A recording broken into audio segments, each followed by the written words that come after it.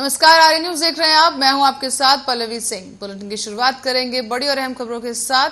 कानपुर देहात में आवारा पशुओं का आतंक अब बढ़ने लगा है। ताजा मामला सामने आया इसी बीच, जहां पर हाल ही में एक कुत्ते ने मासूम बच्चे को अपना निशाना बना लिया। बताया जा रहा है कि इस आवारा पशु ने बच्चे पर जानलेवा हमला कर दिया और इस हमले से बच्चा गंभीर रूप से घायल हो गया है। घायल अवस्था में ही बच्चे को एम्बुलेंस की मदद से जिला अस्पताल में भर्ती कराया गया, जहां बच्चे की हालत इस वक्त काफी नाजुक है। बताया यह भी जा रहा है कि यह आरोपी जो कुत्ता है वो आवारा है और इससे पहले भी कई लोगों को अपना निशाना बना चुका है। तो वहीं थाना सिकंदरा क्षेत्र खोजाफूल गांव का यह पूरा मामला बताया जा रहा है।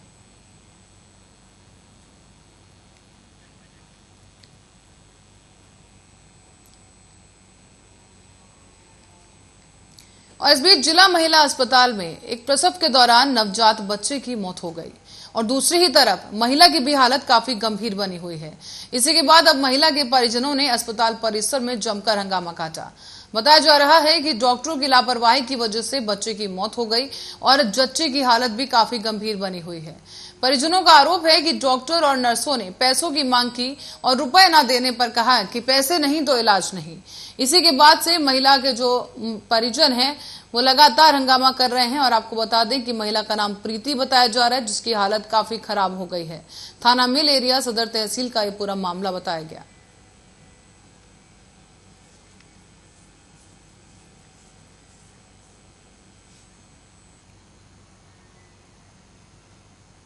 और अब बढ़ेंगे अयोध्या की तरफ, जहां से खबर सामने आई है। अयोध्या जनपद के थाना पुरा कलंदर क्षेत्र में प्रेमिका से मिलने पहुंचे एक युवक की हत्या कर दी गई और अब पुलिस ने इस हत्या का खुलासा किया है।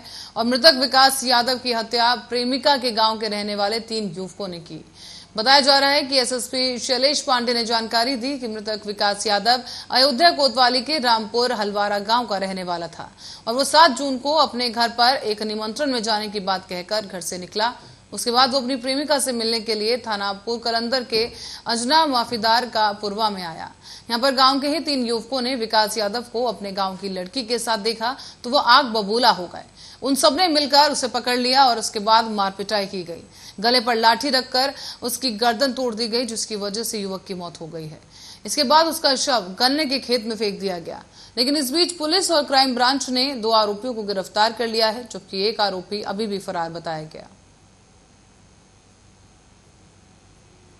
तलाश के दौरान अंजना गांव के बाहर खेत में उस युवक की डेड बॉडी मिली थी। तत्काल इसमें अभियोग पंजीकृत किया गया। उस समय तक परिजनों को ये नहीं मालूम था कि ये घटना किसके द्वारा कारित की गई है या किसके द्वारा कारित की जा सकती है। अज्ञात में अभियोग पंजीकृत हुआ।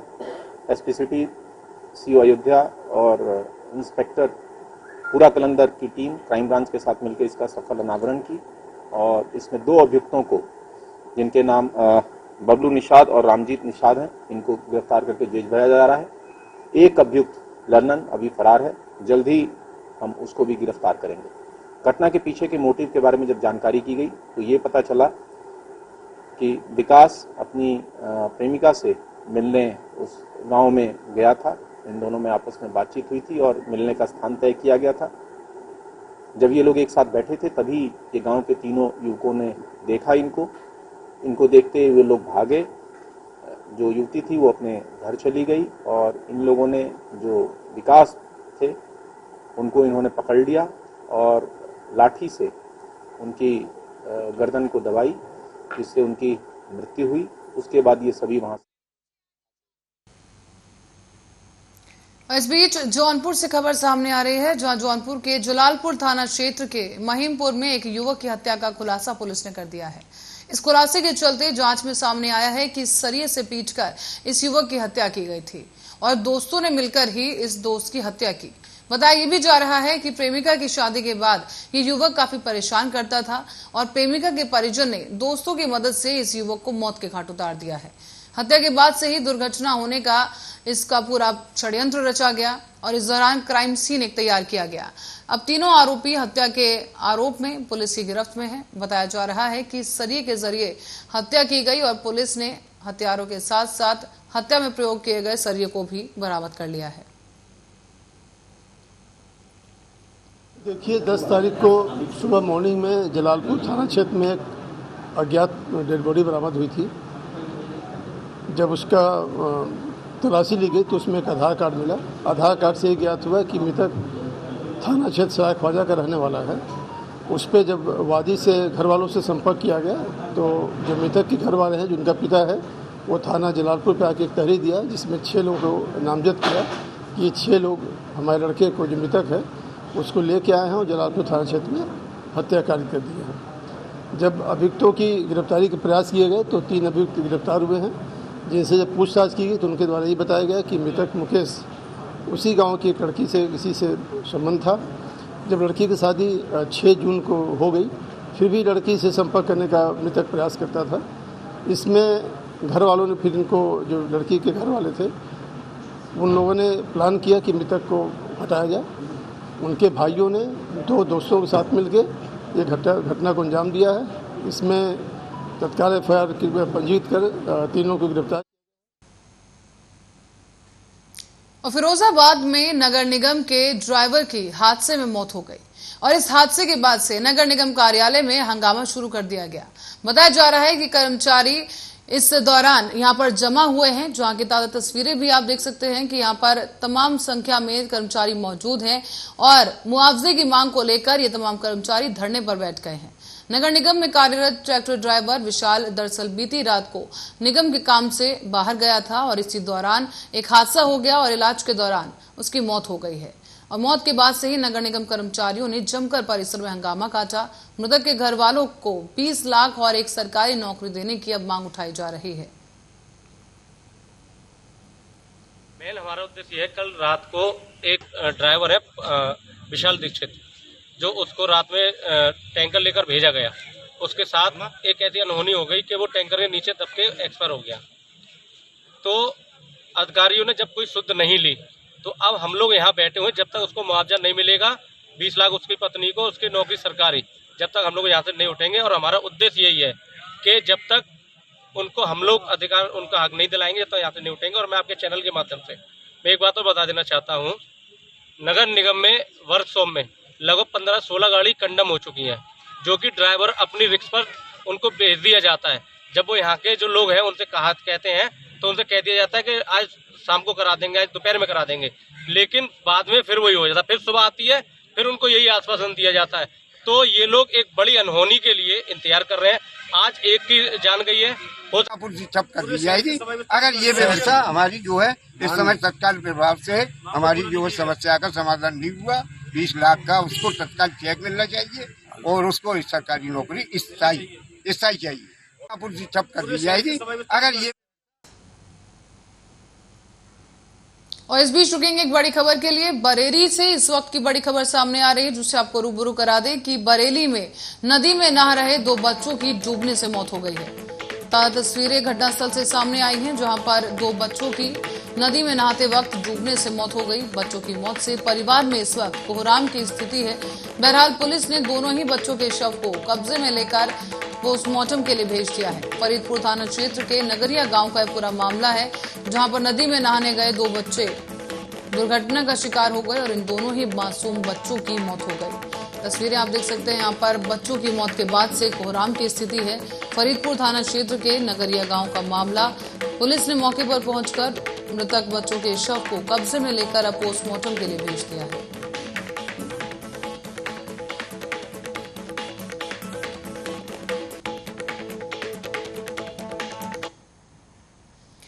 और आगे बढ़ेंगे अगली खबर के साथ। नुपुर शर्मा के बयान के बाद जिस तरह से देश भर में सोशल मीडिया जैसे प्लेटफॉर्म पर भ्रामक पोस्ट कर एक दूसरे की भावनाओं को ठेस पहुंचाई जा रही है, ठीक ऐसे में ही अब महाराजगंज जिला प्रशासन ने सक्रियता दिखाते हुए भ्रामक पोस्ट न करने और ऐसे पोस्ट जो एक दूसरे के धर्म और भावनाओं को ठेस पहुंचाता हो, ऐसे आपराधिक साइबर घटनाओं से निपटने के लिए महाराजगंज जिला प्रशासन ने लोगों से अपील कर दी है। साथ ही साथ लोगों से अपील करते हुए सोशल मीडिया पर भ्रामक और अराजकता न फैलाने की अपील भी की गई। और इसी दौरान ऐसे में जिला प्रशासन ने जिले में लोगों से अपील की और कहा कि आप आसपास ऐसा कोई भी व्यक्ति अगर आपको ऐसा मिलता है जो फेसबुक, व्हाट्सएप, ट्विटर या ऐसे किसी भी सोशल मीडिया प्लेटफॉर्म के जरिए आपराधिक घटना को बढ़ावा देने जैसा पोस्ट करता है, तो उसकी सूचना नजदीकी पुलिस को तुरंत दें। आपसे भाईचारा बनाए रखें और मिलकर प्रेम पूर्वक सौहार्दपूर्ण ढंग से रहें। इस संबंध में सभी थानाध्यक्षों से, प्रभारी निरीक्षकों से और सीओ साहब से बात हुई है कि सोशल मीडिया पर साइबर सेल के माध्यम से और हमारा जो मीडिया है, स्थानीय मीडिया है, उनसे भी मेरे द्वारा अपील की गई है कि किसी भी प्रकार का कोई भ्रामक तथ्य यदि सोशल मीडिया पर आता है तो उस पर तुरंत हम लोगों के संज्ञान में ले आवें, जिससे ऐसे लोगों को चिन्हित करके उन पर कार्रवाई की जा सके, जो समाज में अमन चैन, भाईचारा, जो शांति व्यवस्था कायम है, इसमें किसी भी तरीके से व्यवधान डालने की कोशिश। और आज विश्व रक्तदान दिवस के अवसर पर महाराजगंज जिले में पत्रकारों ने नौतनवा में मैक्स सिटी हॉस्पिटल में आकर अस्पताल में बढ़ चढ़कर रक्तदान किया है। इस दौरान दर्जनों पत्रकार नौतनवा में मैक्स सिटी अस्पताल के द्वारा आयोजित किए गए इस कैंप में पहुंचकर रक्तदान करते हुए नजर आए और देश भर में लोगों से रक्तदान करने की अपील भी की गई। इसी बीच आर्य न्यूज की टीम और आर्य न्यूज की तरफ से अजय जायसवाल ने भी जाकर रक्तदान किया है और इस दौरान महाराजगंज जिले के एक प्रेस क्लब के अध्यक्ष अमित त्रिपाठी ने बताया कि देश में प्रत्येक वर्ष सड़क दुर्घटना जैसे कई मामले सामने आते हैं। ऐसे में कई जरूरतमंद लोगों को रक्त की जरूरत पड़ती है, तो वहीं इस रक्तदान की वजह से कई लोगों की जिंदगियां बचाई जा सकती हैं।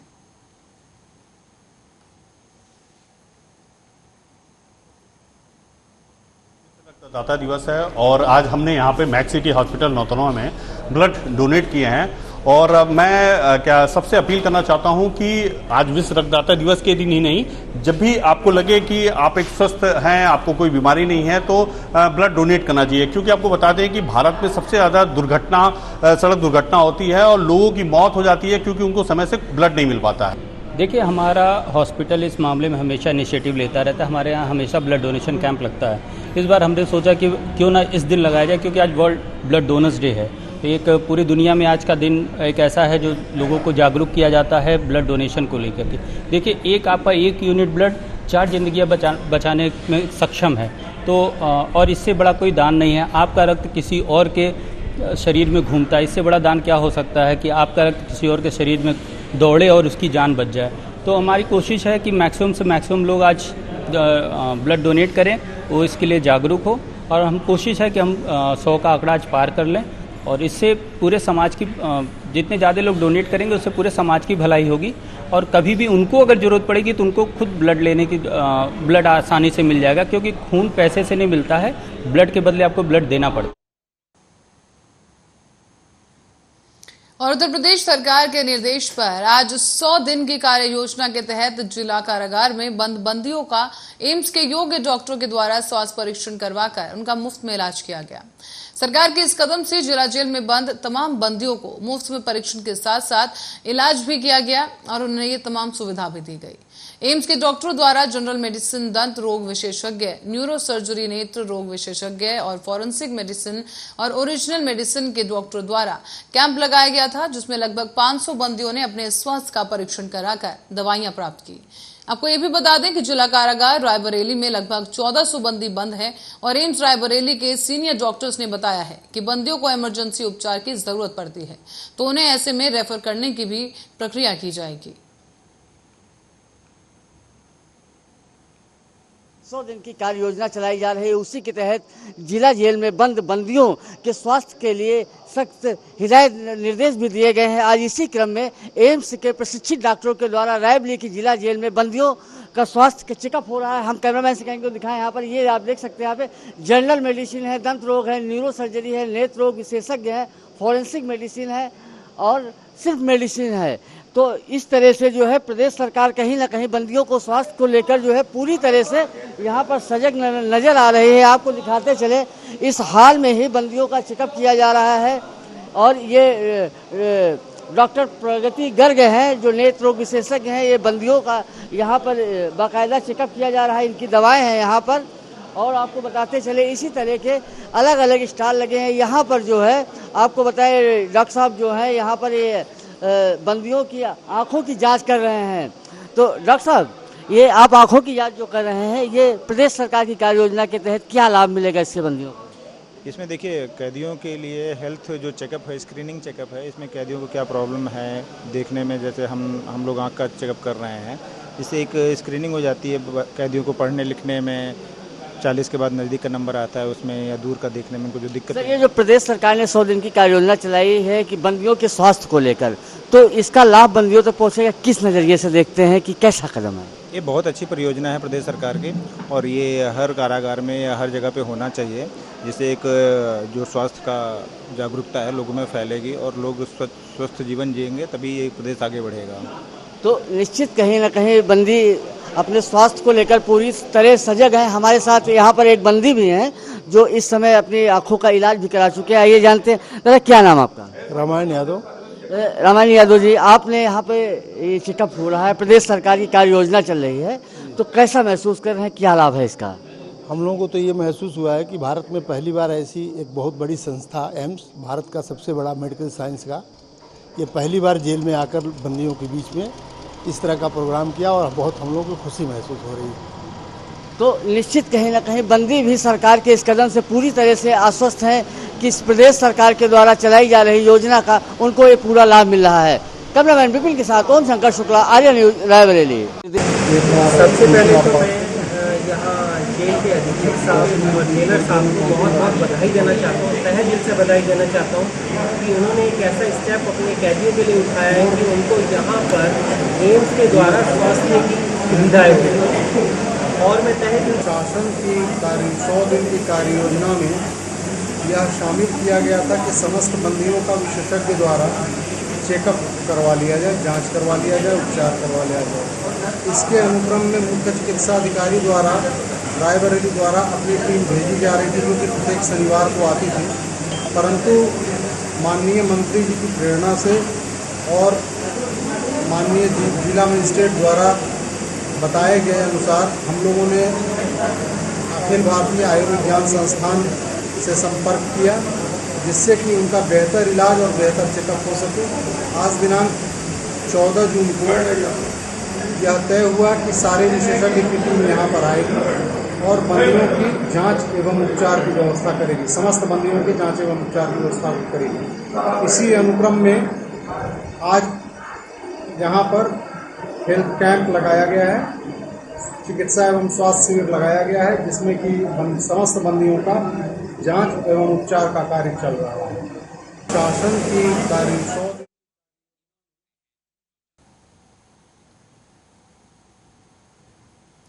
और इसी खबर के साथ ही बुलेटिन में फिलहाल के लिए इतना ही। आप देखते रहिए आर्या न्यूज।